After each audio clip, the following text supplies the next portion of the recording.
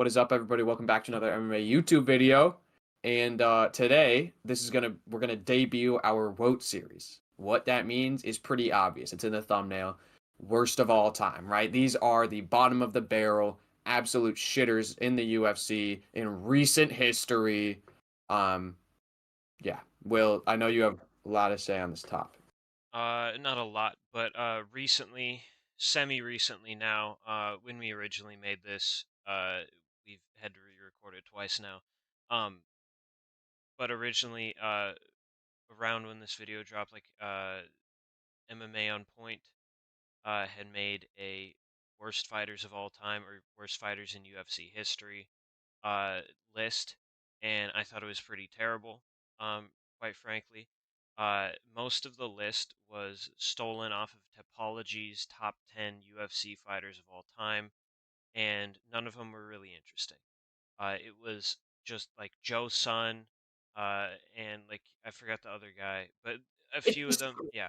It's a bunch of fucking people from like from UFC in like the single digits, like UFC Yep. 5, UFC 7. Even dude, Who were not okay. vetted fighters, who weren't really fighters at all. And then of course you have James Toney. Everybody knows him, dog shit. He's a boxer. Like you can't even really consider him an MMA fighter. And then you have CM Punk and Mike Jackson. Uh, wow, didn't expect that on a worst fighters ever list. You know, you could make it a little more interesting. So they really, I don't know. Maybe they were taking an easy day at the office. It was just a pretty lame video. Nothing like creative about it. So we are going over the worst fighters in the modern UFC era when people have complete MMA skill sets. So when See, yeah, it's not like it is not interesting to just talk about, oh look, it was the guy from UFC 3 and he sucked. Dude, nobody cares. That's a shit video. We're bringing like actual content, actual UFC fighters that are actually so bottom of the barrel, terrible, separated from their peers and how bad they are that it's interesting to talk about. mhm. And I mean all of these guys, even if they're awful, can be called MMA fighters. Um, and I think that's what makes it more interesting. Like that they stand out as being bad amidst the era of like the highest skill level in MMA history. Of course, it's just going to keep getting better, but as it is now, in our current generation of fighters, these are the ones who stand out as the worst. So let's get into it. All right, we're going to start out in lightweight. We're going to go on and on and on, and then we're going to loop back around once we pass light heavyweight to go to flyweight and bantamweight. I just want to say we're not covering heavyweight and we're not covering women's MMA because those aren't real divisions, right? Those don't have depth. Those don't have great fighters in them, or they do, but like barely any, right? So Yeah. we're just not going to cover them. And Yeah. I So we're have, starting with. but real quick on heavyweight, it's a revolving door. There's so many cans that go through there. So it would be really hard to pick one. If I were to shout out a heavyweight I'd put as the WOAT, I'd probably pick Braxton Smith, who had one fight in the UFC and got TKO'd by Parker Porter after gassing from throwing like three strikes. That was pretty awesome to watch live. But yeah, we are not going over heavyweight, so here's our lightweight entry. I Oh, misspoke. Featherweight, featherweight. kind Okay. of, kind of both. It's just like it was harder to find one for featherweight than lightweight, which we'll get to next. So this guy is going to be our featherweight entry. And if you guys haven't noticed by now, it's Jekka Sargi. For those who don't know, this guy came through Road to UFC, got sick KOs on it, and then lost in the finals to, you guessed it, Anshul Jabli. That's why it says in his lowlights, finished by two of the worst fighters on the roster because he That's got one of finished by them. Anshul. That's one of them. And then the other one was Weston Wilson. He got finished by both of those guys. So, yeah, really just a terrible fighter. His strengths, he does hit hard and he has like cool striking, but he might have the worst grappling you will see in modern MMA. Yeah. No, So, yeah. it's always pretty shitty seeing like really fun fighters like this coming off Road to UFC and then realizing, oh yeah, these guys are kind of cans. Road to UFC, those guys are always game. They're usually like more entertaining than a lot of dudes you'll see on the Contender series and especially Modern Tough. Um, but they just don't end up being that good ever. And he's this guy definitely is one of those. You know, just gets wrestle fucked by literally anybody, subbed. You know, you can do whatever you want to him on the ground, and he won't put up any resistance. He does hit hard. He has cool finishes, but that's about it. Yeah, and actually, so he is the only. I thought it was fitting to start off with him because he is the only fighter in this video who does actually have a win in the UFC. He KO'd Lucas Alexander. It was a pretty cool KO. Like they got up from like an exchange and then he just wung an overhand and like clipped him on the end of it. It was a cool, but yeah. So this guy sucks, but I would say he's one of the better fighters on this video as he is the only one with a win. So let's Definitely. get on to lightweight. Our lightweight entry, Muhammad Yahya. So this is going to start a trend that you'll see throughout the video, and that why it's kind of interesting to talk about these specific shitters is because a lot of these guys got in the UFC when they shouldn't have. And there's like some weird reason, some whatever, and that's why we're talking about them. It's like these guys should have never been in the UFC. So let's start out with Muhammad Yahya. He got a Mickey Mouse UAE belt and got brought into the UFC because he's the first ever UAE born UFC fighter. That was the whole thing. The problem is he sucks. I mean, you see as listed as his weakness, fighting, right? That is his biggest weakness is fighting. He just isn't very good at it. In any real aspect, he's like a very mid regional guy who got a Mickey Mouse belt in UAE Warriors, which is a good promotion, but they tailored it for him to get the belt and get a few defenses. And lowlights, I just want to say he did get out grappled by Trevor Peak like thoroughly in his debut, and then got KO'd by Cowboy Fernandez. So rough time for this guy. He's really not good at all. Yeah, it's this guy objectively not the worst, probably the best fighter on here, by maybe a decent margin. But uh, lightweight was difficult to find an entry for because lightweight just has a deep talent pool, or such a deep talent pool. But this guy kind of stood out as awful because he's lost a lot in the UFC. Is definitely not UFC level, but also because of how he was pushed in like the Arab world for UFC promotion. This guy, if any of you guys remember the UFC Arabia like streaming service, he was on the front page of UFC Arabia alongside Hamzat Chimaev and Islam Makhachev uh, as like one of those front guys.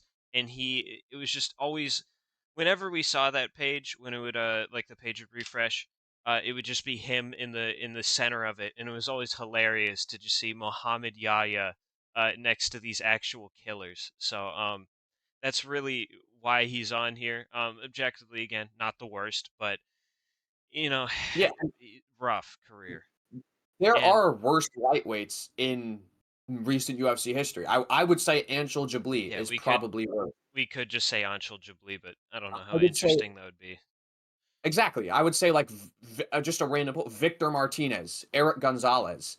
These are guys who I would say are probably worse than Muhammad Yahya, but they're not interesting to talk about. It's just like, yeah, Victor Martinez should have never been in the UFC. He got brought in on short notice and got like KO'd by Jordan Levitt. You know what I mean? So, Mhm. yeah, let's get on to the welterweight one, I guess. Do I have to click on the fucking screen? Okay, there we go. Blood Diamond, Mike Mathetha. Strengths. I'm gonna go through his strengths and highlights first because they're very similar. They're pretty much the same thing. His strengths, CKB. His highlights is he gassing it up? You guys know the fucking picture of like the guy with a gas canister and he's like pouring it into a bike and it says he's trying to gas it up. That is Izzy with Blood Diamond because the guy's got nothing. But he somehow As you did. I gotta mention, Izzy actually somehow successfully gassed up this bike because can, it got him in the UFC, dude, off of nothing. he hyped him up as like a world class kickboxer, and he fought Shara in kickboxing and ended up losing. But yeah, weakness is everything else, right? The guy just he doesn't do anything well. It's really Yeah, crazy to watch, but he does not do anything yeah, well. not Like even kickboxing. no, it's he gets outstruck in pretty much every fight he has. He gets out grappled in every fight he has. He's 3-5 in MMA. He entered the UFC at 3-0, went 0-3 against two decent fighters, Jeremiah Wells and Charles Radke. Of course, it was Radke on short notice, flying across the world, doing a full weight cut to 170 to fight him. So not really, circumstantially not a great loss. But Mhm. the big one is losing to Orion Koshki, who sucks, right? Who's terrible at fighting.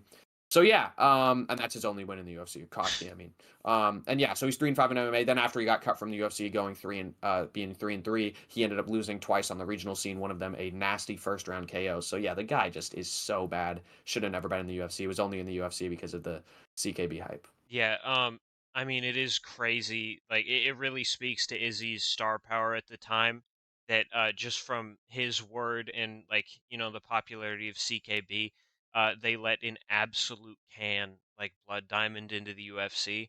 Like the power of connections in MMA is pretty crazy.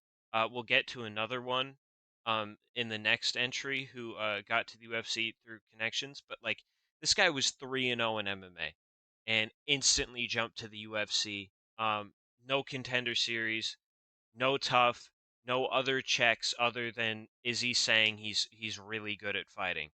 And I guess whoever signed him is like, yeah, 3-0. That I see an O there, where losses is, so he must be really, really good because Izzy said so.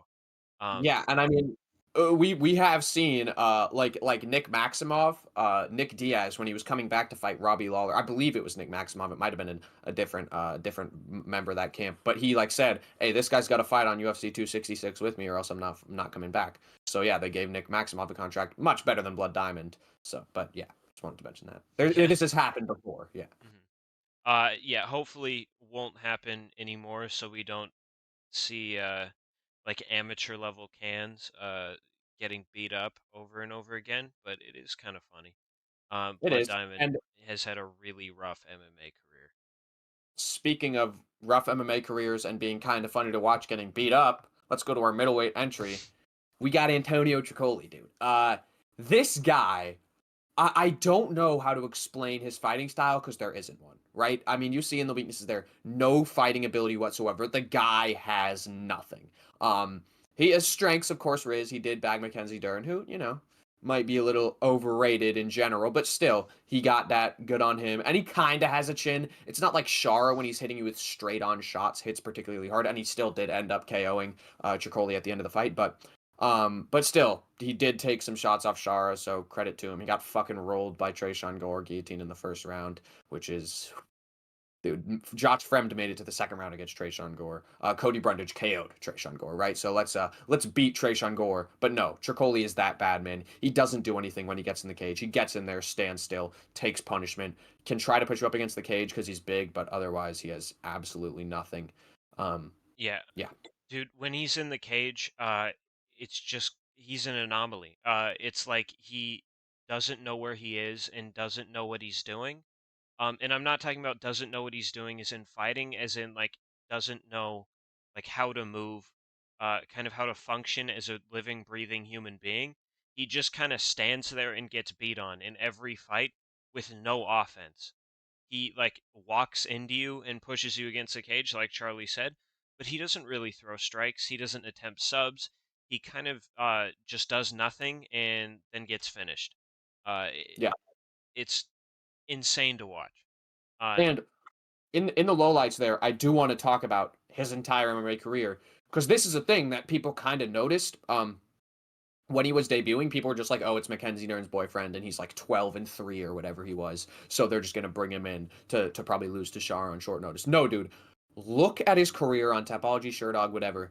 Every time he takes a step up, he gets beat. Like, and that was something we noticed is he went like, if I remember right, he went like 8-0 or something. He went like 8-0, then he fought, and they were all bums. Then he fights like three serviceable regional fighters in a row, just like guys who are like 14-4 on the regional scene or like, 9-2 or something. Loses all three of them, then goes on another 4-fight win streak once again against bums and gets called up to on short notice to fight Shara. So he really just has no merit at all. Also, um, allegedly, possibly, not saying this, uh, like actually, but maybe on steroids during his entire like regional career.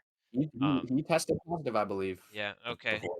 So maybe not allegedly, but I'll still say that, um, for whatever reason I might need to. But yeah, complete bum. Um, I don't know if he's worse than Blood Diamond because that's really hard to say. but he's What? either like the first or man, there's some really bad fighters on this list. He might be And 3, which is crazy. Like third and worst.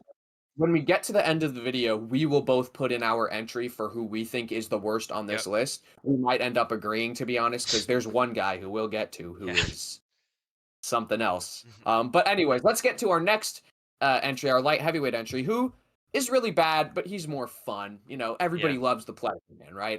Everybody loves the Pleasure Man. Anton Turkalj, he's funny. He has the funny nickname, the Pleasure Man. He was talking shit to Tyson Pedro, and he was like, told him he's gonna pleasure his wife or whatever. Um, but I would like to mention he is really bad at fighting. Like his weaknesses, as listed here: skill, strength, power, speed, skill. Again, because dude, it's rough, man. He is really, really bad. I mean, low lights career, once again, it's just Okay. he doesn't have For the anything. low lates, I don't like the weird thing about Anton Turkalj is when he got called up to the UFC, he was 8-0 with a win over Ibo Aslan.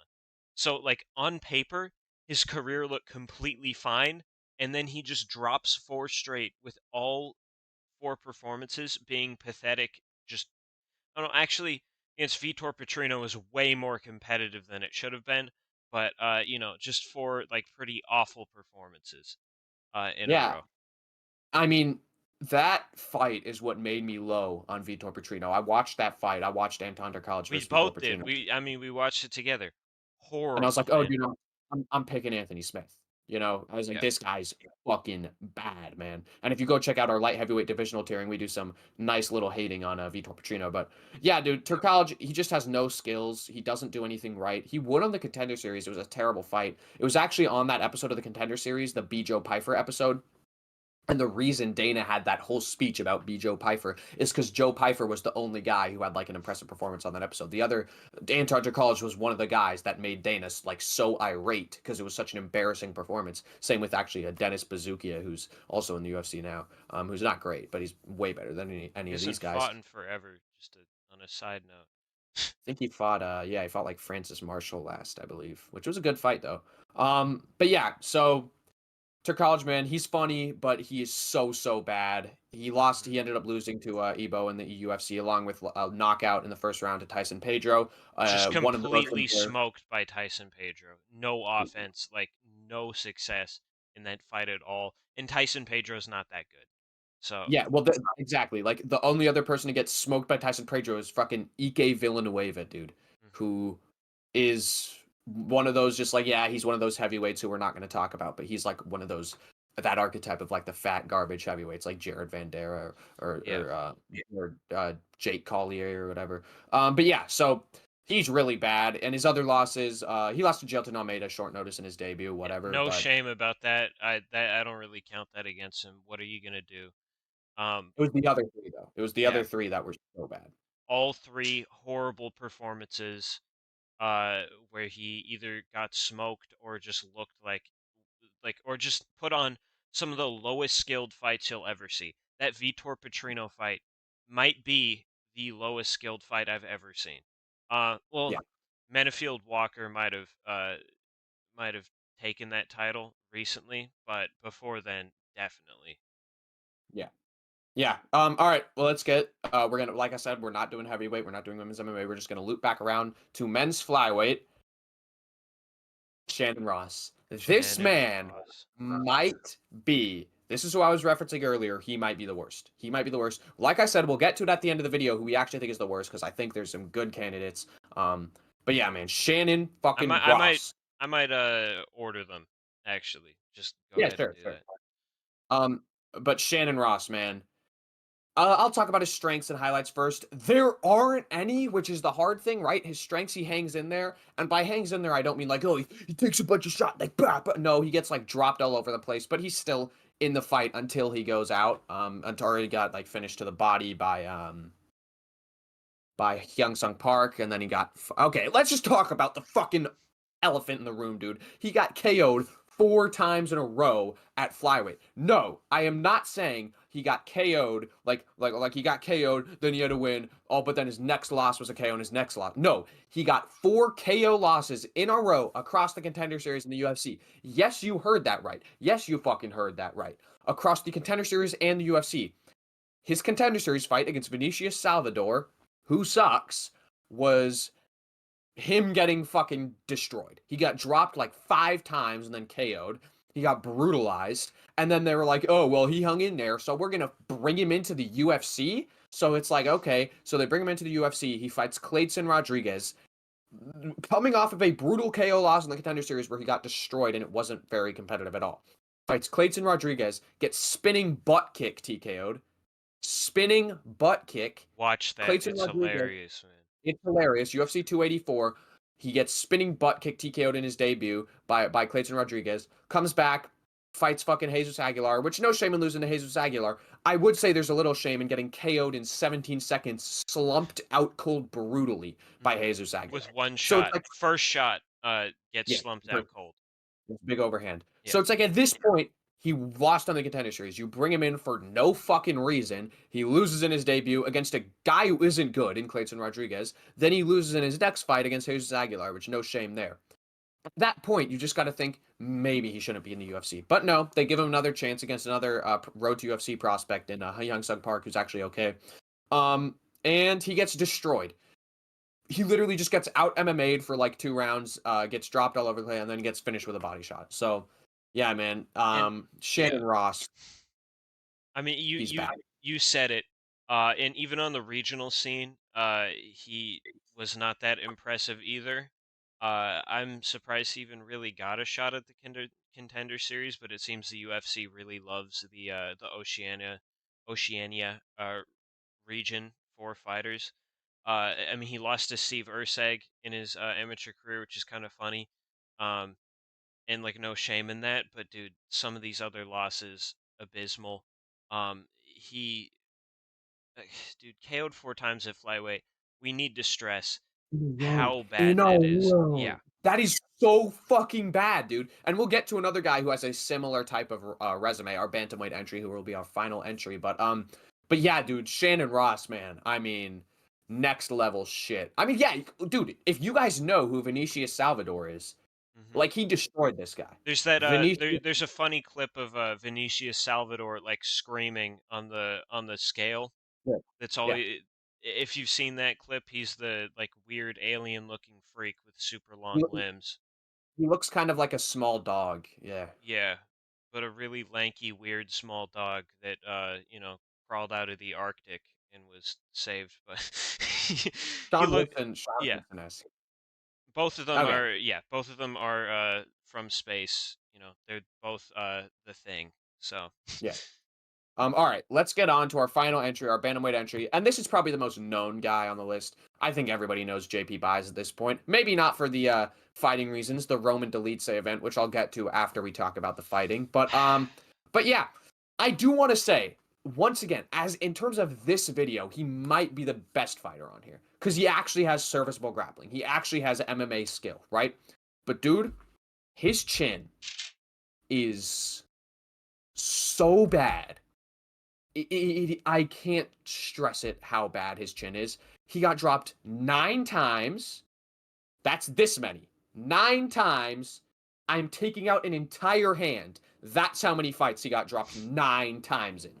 4 fights at flyweight and bantamweight. He got dropped 9 times. that is Dude, completely unheard of. if Completely you unheard of. exactly you did that at like fucking welterweight, someone would be like, yo, this guy has the worst chin of all. No, he did it at flyweight and bantamweight. So let's talk about it, right? I don't might not remember everything. So first, he did survive against Montel Jackson. He got brutalized. He only got counted 3 knockdowns. He probably got dropped about 10 times in that fight. He got fucking destroyed, absolutely brutalized by Montel. But he did survive to the bell. But then he got KO'd by, let's see, Bruno Silva KO'd him, dropped him a bunch. Cody Durden KO'd him, and Marcus McGee KO'd him. All pretty much dominant in the first round, like no success Also, from JP gotta Buys. mention none of those guys are bad, but it's just how No, he no, no, no. loses.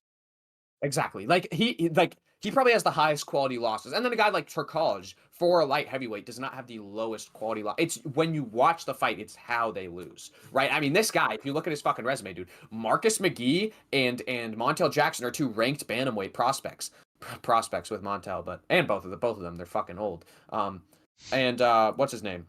Cody Durden and Bruno Silva are 2 like 10 to 15 kind of area flyweights, right? It's not bad losses. It's how he loses to guys in Cody Durden, who's a grappler, man, and he fucking killed him on the feet. So it's just, yeah, he's whew, all Yeah. time chin in the bad way. Very, I mean, yeah, very rough career. He's a punching bag that can't stand up to punches.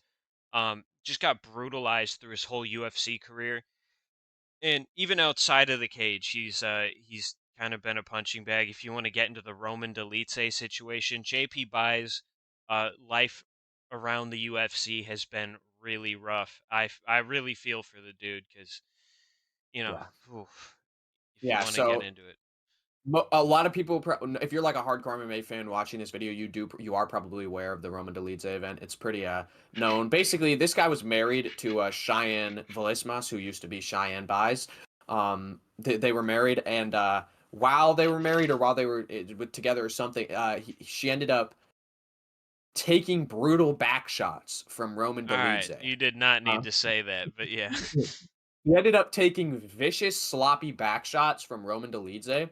Um, while they were married. So what are you gonna do? You're a flyweight, dude. This fucking and look, Roman Dolidze awful at fighting for a ranked fighter, but you look at him, he looks like a fucking Spartan warrior, dude. Yeah, you Like he try to looks like some you try to get your get back. You're not even you're not gonna get dude. dropped twice. You're gonna get KO'd in a single punch. Like He'd get chinned. He'd get fucking chinned in front of his girl because his girl was fucking. So I just like, and out dude, grappled. Like he can't do anything to Roman Dolidze, dude. take him down, and get his fucking ACL blown up. Like, Yeah. yeah, man, it's rough life for him. But he seems like he's doing well. Well, you know, he's back in South Africa, fucking hunting and shit. Should absolutely abandon MMA as a whole. I don't know why he didn't earlier. Yeah, God, leave it's a that life brutal life. behind, man. You're this sport has only scarred you. I I gotta shout incredible mental strength for sticking through all that all those L's in a row, just nonstop. But Jesus Yeah, Christ, JP Buys. yeah.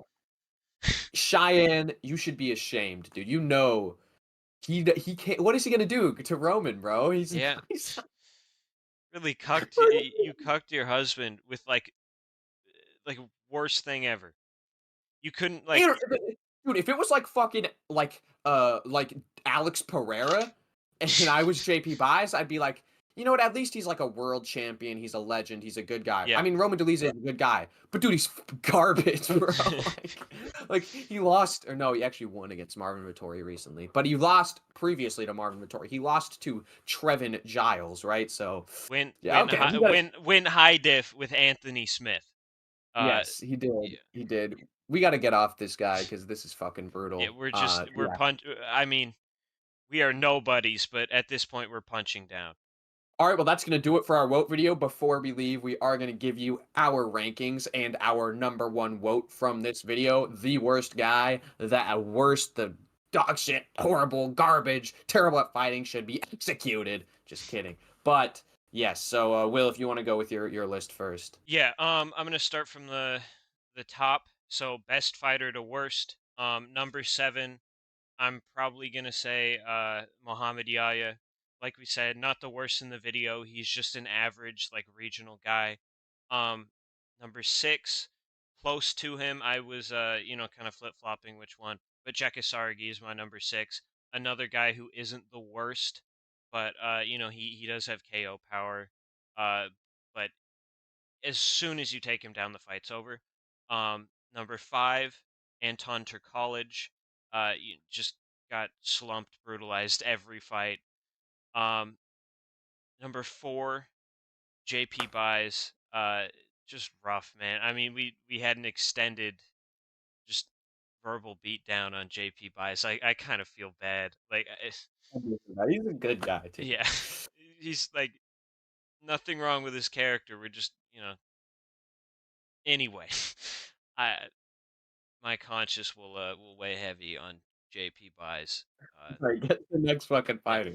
fighter. Number 3, who do I have left? I have okay. I'd say number 3. I'm just gonna go off of record. Like we are really like there's a huge jump between JP Buys and and Antonio Tricoli. Uh, Oh wow, you're Tricoli number 3. Oh yeah, shit. okay. No, well, dude, Okay. people And over. no, So yeah, we want variance in the lists, yeah. dude. It's And good. Antonio Tricoli is horrible, but he is somewhat durable.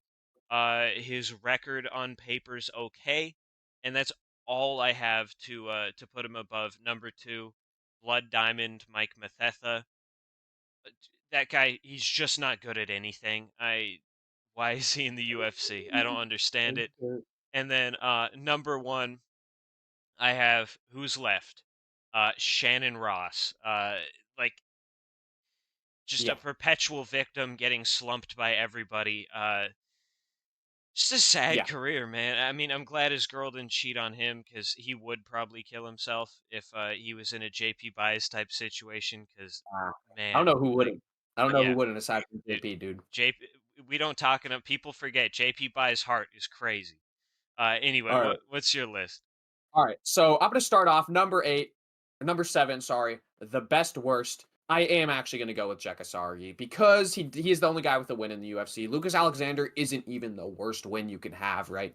He's he has the ability to win fights. Now, does he have two of the worst losses ever? Yes, but he has the ability to win fights. Number 7 or number 6, I'm gonna go with Muhammad Yahya. Like Will said, he's very, very, very mid for like as a regional fighter, but he's not worse than these other guys. Number 5, I am gonna go with Anton Turkalj.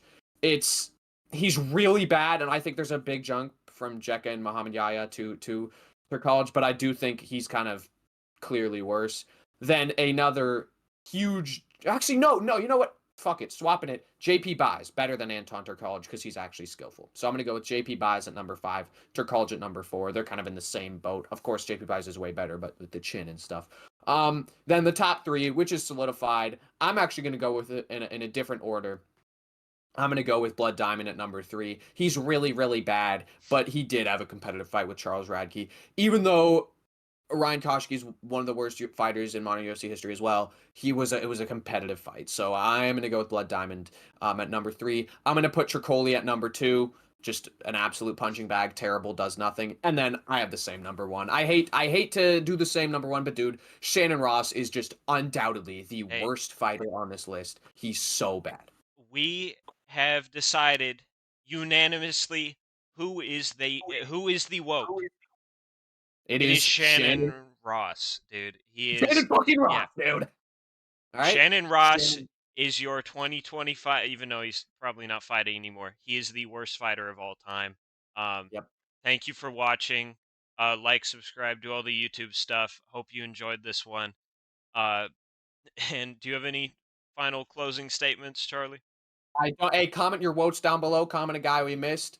Hey, we're gonna have more vote videos. We're gonna have hating on fighters videos as well. So just watch out for those. Yeah. Shannon Ross, We'll see. current reigning WOAT champion, though. See you guys in the next one. Have a good day.